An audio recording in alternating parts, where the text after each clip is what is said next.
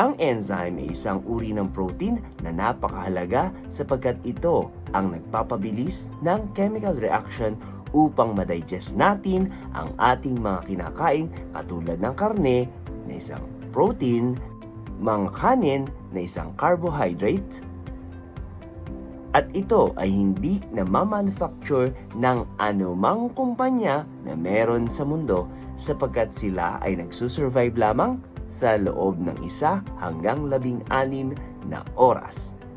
Ang enzyme ay napakahalaga sapagkat kung wala ang mga ito, hindi natin mapapakinabangan ang anumang pagkain ating kinakain. At dahil hindi kayang i-produce ng anumang manufacturer sa mundo,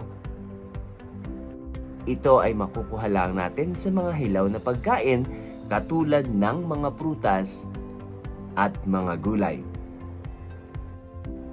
Kung kaya't dapat i-consume natin ang mga pagkain ito ng hilaw at hindi pinapainitan o niluluto pagkat kapag sila ay nainitan, sila'y mamamatay at hindi mo mapapakinabang.